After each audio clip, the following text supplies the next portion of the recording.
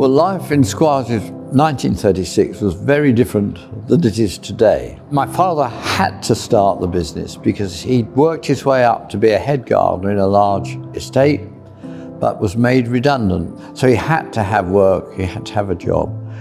So he went out gardening locally and went out to get work, putting cards in little newsagent shops saying he'd dig their garden, he'd plant it, he'd lay it for him.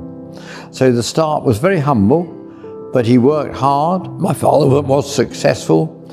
He then employed another person who was unemployed, and there was a lot of unemployment in the 1930s, and also a lot of houses though being built in the Greater London area. It was a big development in the Twickenham, Hampton, Teddington, Hounslow area.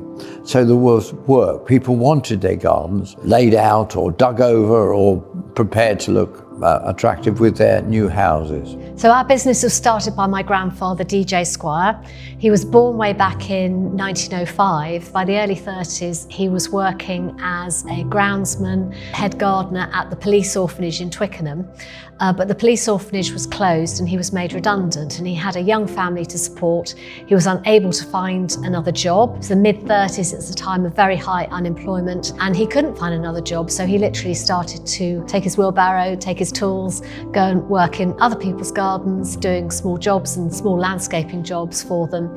And then he was able to rent a nursery and start growing plants. He was able to buy a nursery. His business grew from there as a landscape gardener and nurseryman. So my father really was inspired by necessity rather than having this desire.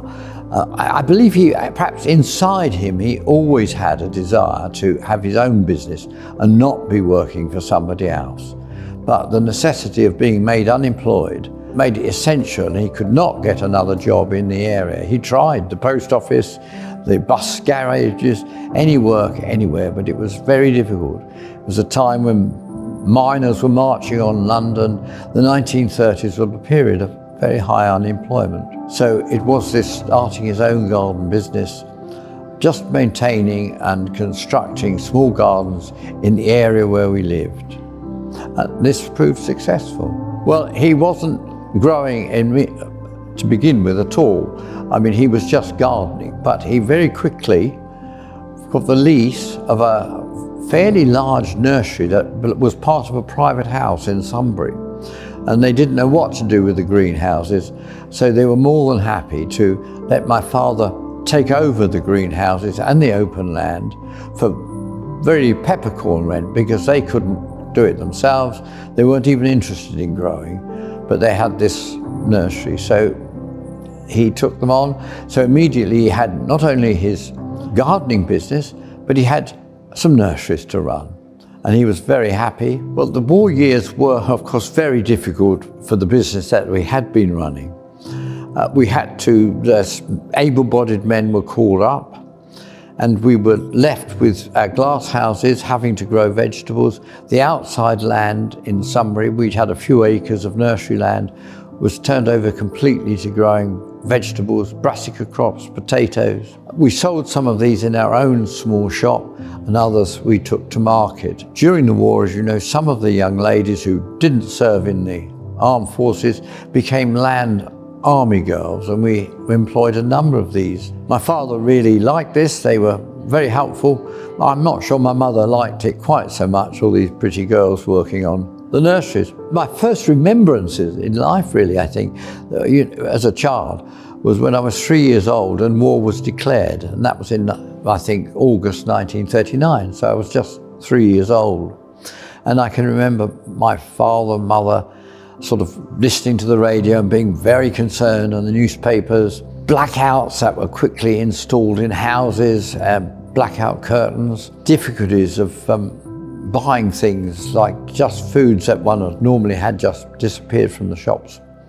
So it was an interesting time. The school that I went to later in the war got bombed at one time, and I was in the shelters with all the other children when what was called a flying bomb or a doodlebug hit the back of the school. And I must, to a degree, I came out of the shelters and saw this smoke over the school, and I thought, oh, thank goodness it hit the school. But It was actually at the back of the school and they repaired it very quickly and I was back. And during the Second World War, the nursery was returned over to food production. We had land girls working with us, and then subsequently also prisoners of war from Kempton Park, which was a big prisoner of war camp. So first Italian and then also German prisoners of war were working on the nurseries during that time. My grandfather was extremely hardworking. The values that have remained intrinsic right throughout our history are those of honesty, integrity, and trying to do the very best job for our customers and also for our colleagues. Basically, it had to be doing a good job. It had to be giving value for money, because, as I say, it was a period when there were a lot of people looking for work, and there were other gardeners about. So it wasn't like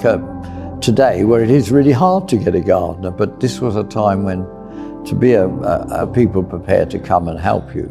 But he was also very skillful, because he'd been, since the age of, I think, 14 or 15, he'd left home to become a garden boy and then work his way through. So he knew gardening. He knew how to run glass houses. And as he'd been a head gardener, he also knew how to, as it were, manage his staff. The early values of hard work, honesty, and trying to do our best for our customers and colleagues, I think these are values that are very, very long lasting, and I hope will always be part of our DNA. I think that is a core thread throughout the whole business of Squires today, that we still want to give the customers not only value for money, but we've been going now for 90 years this year, and I think that we have so many loyal customers because we're not here today, gone tomorrow. We stand by our goods that we sell, the services we give.